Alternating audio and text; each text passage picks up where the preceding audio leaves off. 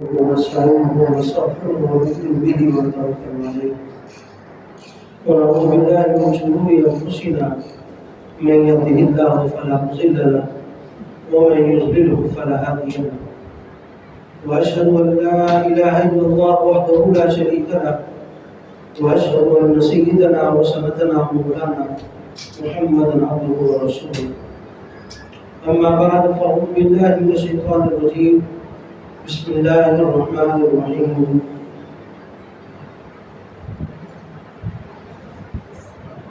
قل يا أيها الكافرون لا أعبد ما تعبدون ولا أنتم عابدون ما أعبد ولا أنا عابد ما عبدتم ولا أنتم عابدون ما أعبد لكم دينكم ولي دين.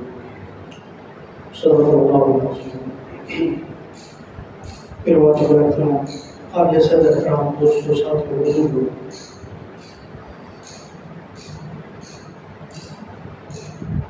اسلامی ممالک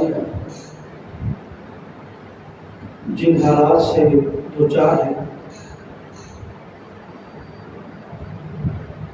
وہ گاہے بگاہے خبریں آپ کو موصول ہوتی ہوگی. کبھی ہمارے لیے ایک خوشی کی خبر ہوتی ہے اور بل لمحے وہی ہمارے لیے ایک تشویش کی خبر بن جاتی ہے، کیونکہ ایک دنیا کا نظام ہے کہ یہ دارالاسباب ہے، یہاں صرف خوشیاں ہی خوشیاں نہیں ہیں، غم بھی ہوتے ہیں، تکلیفیں بھی ہوتی ہیں، اور اللہ رب العزت اپنی نعمتوں سے بھی نوازتے ہیں.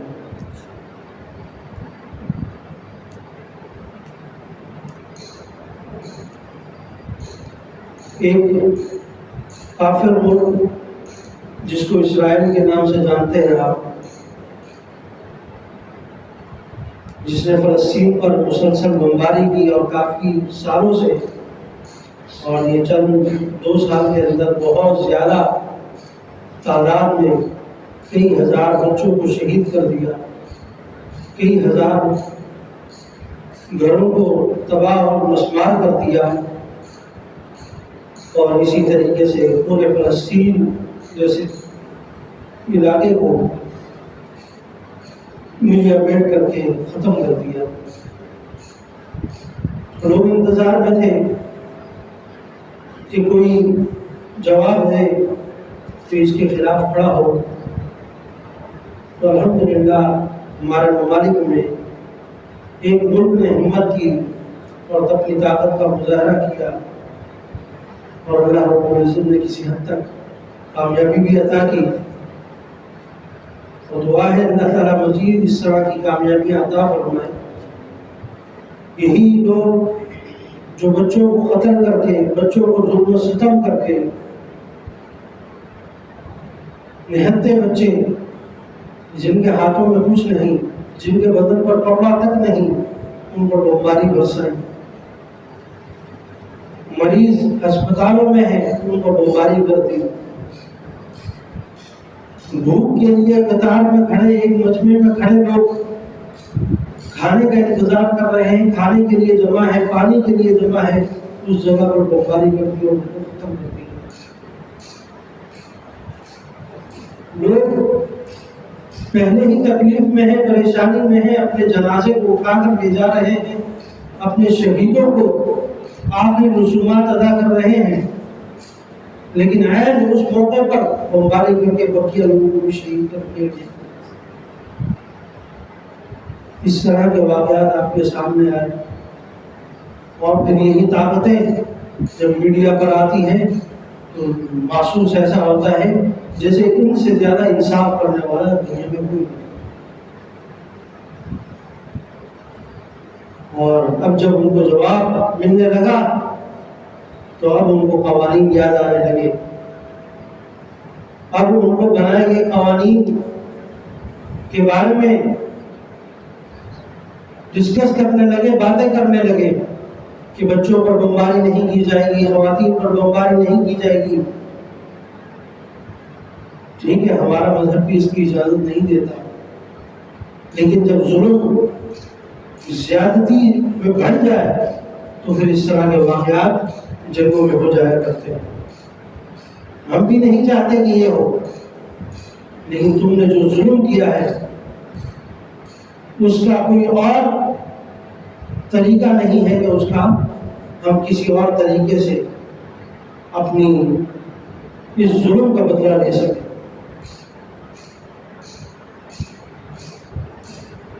اب انصاف کی باتیں کی جاتی ہیں.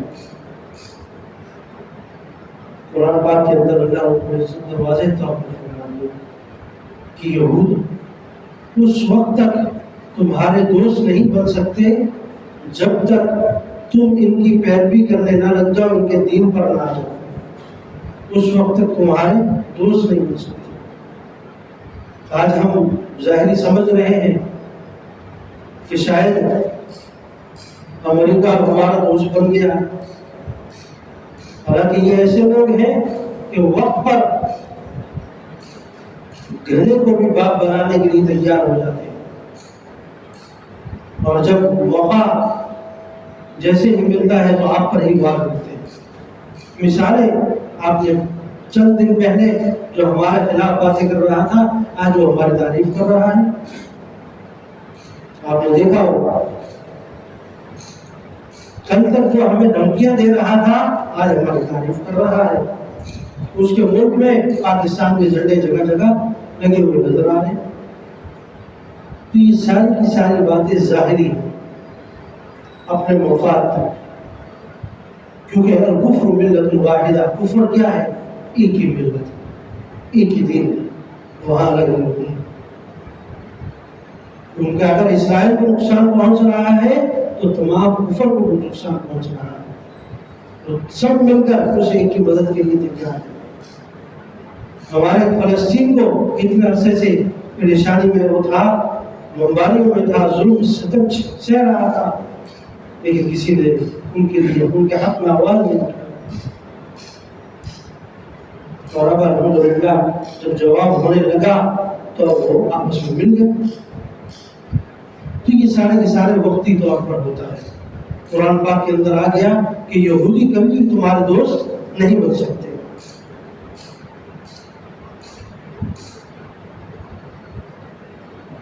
لیکن ہم لوگ اپنے مفاد کے لیے بک جاتے ہیں. ایک بڑا یہودی تھا جس کی الفاظ سے خصوصاً پاکستانیوں کے لیے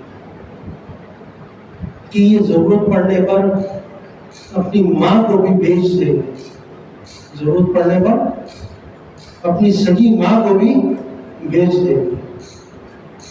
اور اس کے حالات ہم نے دیکھا پچھلے سالوں میں جس طریقے سے یہاں پاکستان کے اندر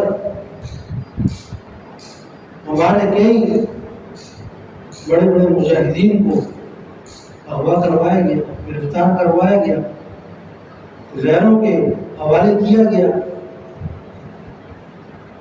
چند ڈالروں کے بس. اس چیز کو دیکھ کر اس نے یہ جواب دیا. اسامہ بن لادن ایک بہت بڑا نام ہے ہمارے ملک پاکستان سے. دنیا جس سے لرزتی تھی، کامتی تھی اس کی آواز سن کر. اس کو اغوا کرنے والا کون؟ یہی. تو یہ وقت ہے جو ہمیں بتاتا ہے، تاریخ ہے جو ہمیں بتاتی ہے کہ تمہارے ساتھ تم اپنی تاریخ کو مت بھولنا. وقتی تعریف کے لیے، وقتی واہ واہ کے لیے اپنی اساس کو مت بھول جانا. جن لوگوں کے بارے میں اللہ رب العزت نے قرآن پاک میں فرما دیا کہ دنیا کی کوئی بھی طاقت ان کو آپ کا دوست نہیں بنا سکتی.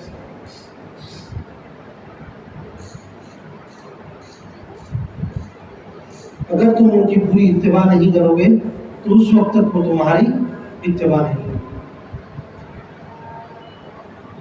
یہی امریکہ جب سعودی عرب، دبئی وغیرہ کا دورہ کر کے گیا، آپ حضرات کے سامنے اس کے بیانات جب وہ واپس پہنچ گیا کتنا بہترین طریقے سے استقبال کیا گیا، سب کچھ ہوا، لیکن جیسے ہی وہاں گیا سب کچھ پلٹ گیا، سب کچھ بدل گیا۔ تو میرے عزیزوں، اس وقت فلسطین کے مسلمانوں کے ساتھ، ایران والوں کے ساتھ کھڑے ہونے کی ضرورت ہے، ان کی حمایت کرنے کی ضرورت ہے، سوشل میڈیا پر ہو یا کسی معاملے پر ہو، کسی بھی جگہ پر ہو، ان کے ساتھ دینے کی ضرورت ہے، اور اپنے آپ کو جتنا اس دین کے لیے، اس شہادت کے لیے، اس جذبہ جہاد کے لیے اپنے آپ کو پیش کر سکتے ہیں، اس کے لیے کوشش کریں، چاہے وہ کسی بھی کیٹیگری میں ہو، صرف آواز اٹھانے تک ہو، یا امداد کی صورت میں ہو، یا سوشل میڈیا کی طاقت پر ہو، کسی بھی طریقے سے ہو، اپنی طاقت کے بقدر جو حصہ شامل کر سکتے ہیں وہ کریں۔ اللہ رب العزت ہمیں مسلمانوں کے ساتھ اظہار یکجہتی کرتے ہوئے، اور جس طریقے سے حدیث میں آیا ہے کہ مسلمان کا جسد واحد، کہ ایک جسم کی مانند ہے، اور ہم واقعتاً ایک جسم کی مانند بن جائیں، اس کے لیے سب سے پہلے ہمیں اپنے ایمانی قوت کو، ایمانی طاقت کو زیادہ کرنا ہوگا۔